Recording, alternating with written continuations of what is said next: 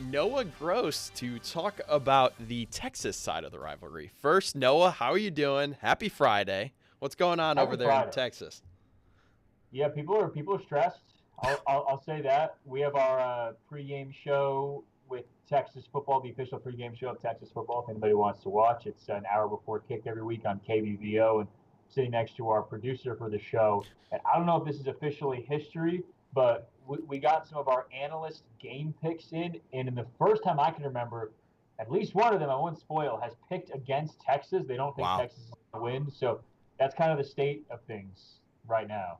Yeah, I mean, when you look at Texas heading into this matchup, obviously you don't want to come off a loss to Florida at the Swamp. But, I mean, you really want to get this guy under center going, Arch Manning. It feels like all year he's been trying to catch up to the preseason hype. What have you made from his adjustments as the season has progressed?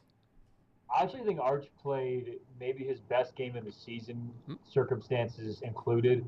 Last week against Florida, I really don't think it was his fault. Texas defense really did not show up. I haven't seen them play like that in years.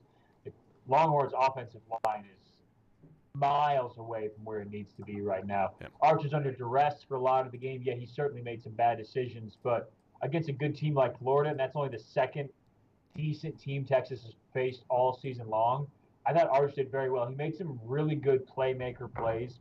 I said this after week one against Ohio State, that I think they need to let Arch have some, maybe not quite like Manzellian plays, Patrick, but, some creative off-script stuff that will kind of free him up and just let him be like a quarterback. Because not that a lot's been made about his high school career, maybe the competition he was playing against, but every highlight for him was like, I'm going to evade a couple defenders, I'm going to do something off-script, and then throw kind of out of the pocket. He made some great throws last week when he was under duress, thinking quickly, moving like that. So I think those kind of plays are ones he's going to get more comfortable with and confident, because it does take time. He's playing like a freshman. He's playing like a guy, who's in his first year starting. But I thought there were some really encouraging signs last week. So interested to see how it is this week against OU. Yeah, I mean, you bring up an interesting point with the O-line needing to play better. I think I was listening to Arch's press conference earlier this week, and he joked about it earlier. That in high school he weighed more than most of his O-linemen. So I feel like he's always had to deal with this. But, I mean, they've got a good test coming up against Oklahoma, who's just a few weeks removed from sacking Jackson Arnold 9 times. So what do you make of this matchup? OU, I think, has allowed the second fewest points all season long in all of college football. So they're an incredible defense. The pass rush is going to be interesting. I think running the ball is key for Texas. Last week, Patrick, Texas ran for 52 yards. Wow. Arch was the leading rusher there. The offense has not had a rush. A running back has not ran a play more than 18 yards this season. So there's been no explosion. Keep in mind, they played 3 games against San Jose State, UTEP, and Sam Houston State. So they should have had a couple real long runs.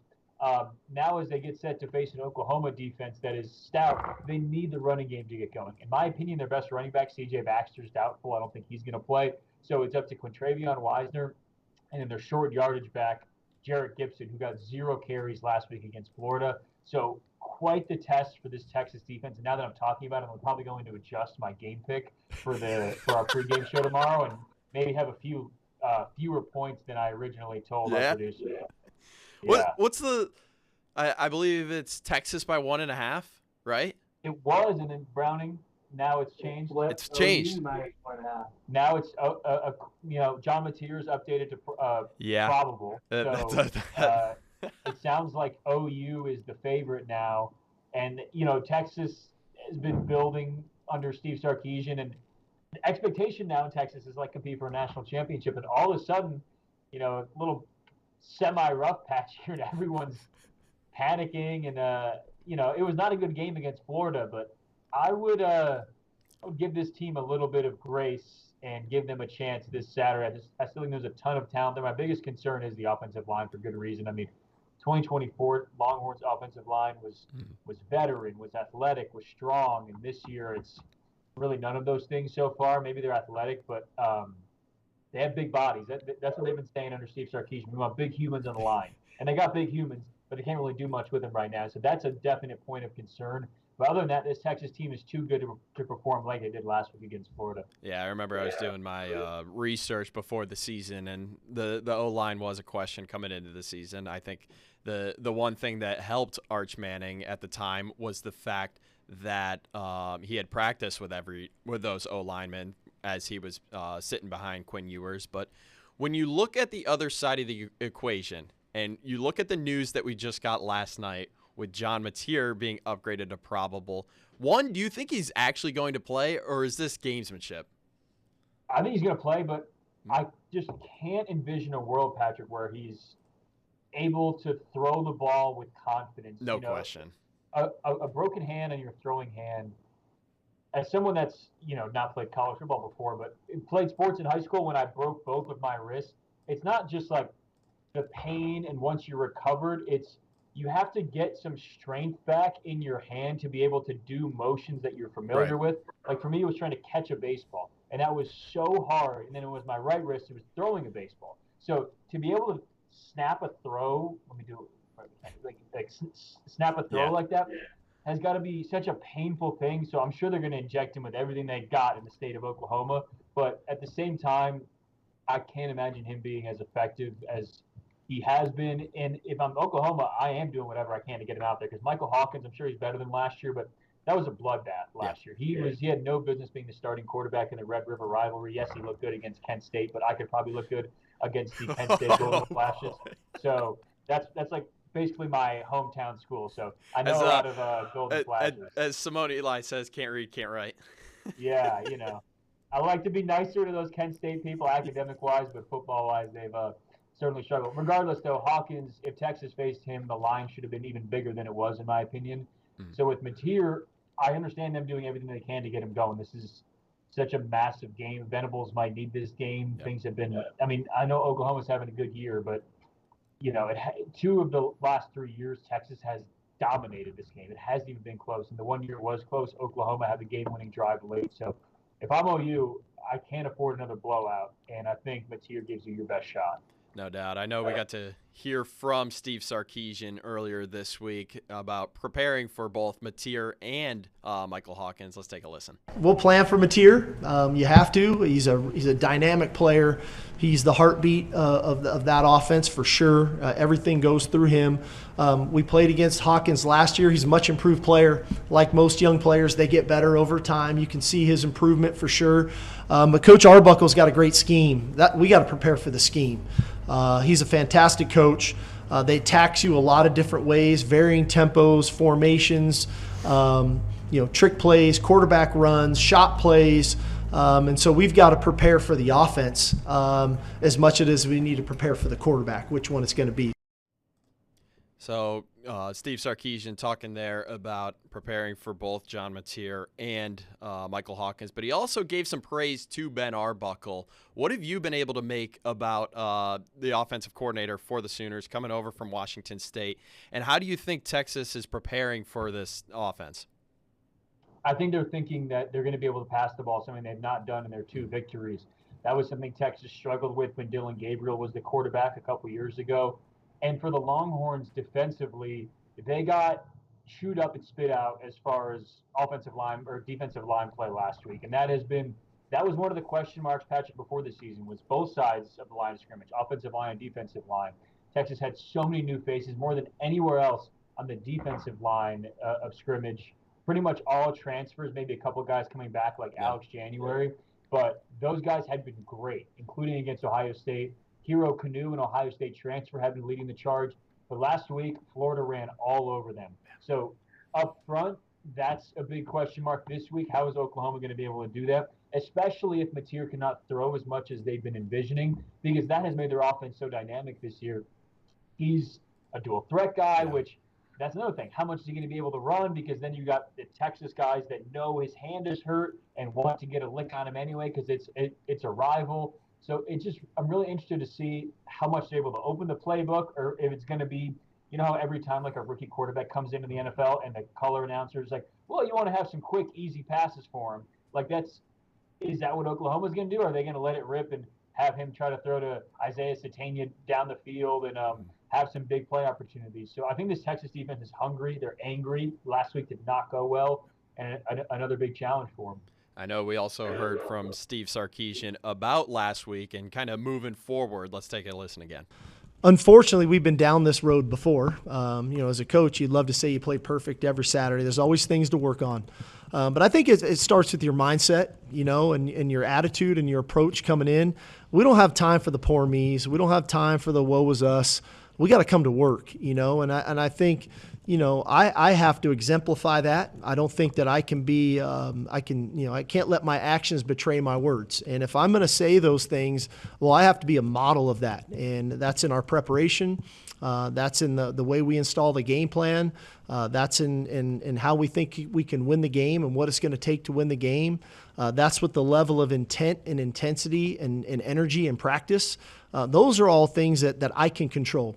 I can't control things outside of our building and outside of our team, but I can control that, and I can control our mindset, and I can control our approach, and then ultimately the staff and the players follow suit that way. And so I have to look at me first, and I can't let my actions betray my words. If I want our players to act a certain way, I surely better model that.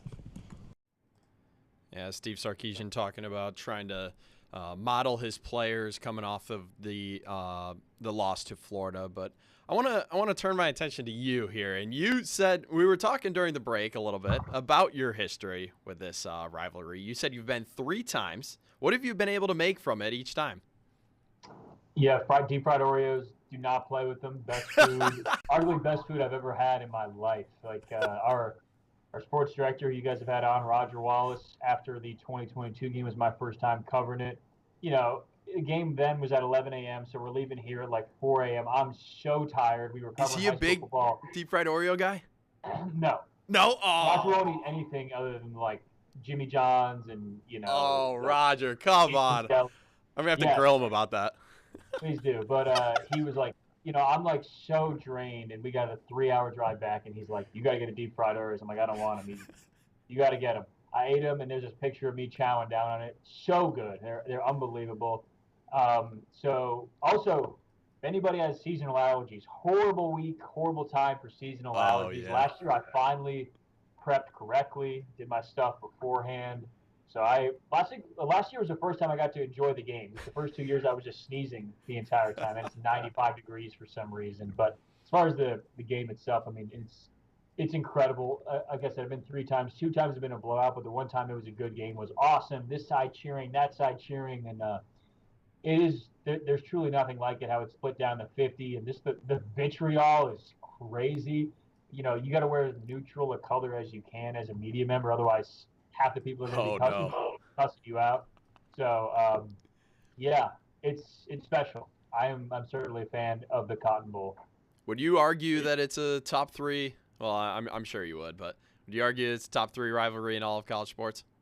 The rivalry game is a top 3 rivalry game. Like that setting, everything around it, no question. The rivalry itself, I wouldn't even say it's Texas's best rivalry. I think, A&M they just got in the same conference with, but the vitriol there is remarkable. So I would say Texas and Texas A&M is a better rivalry itself.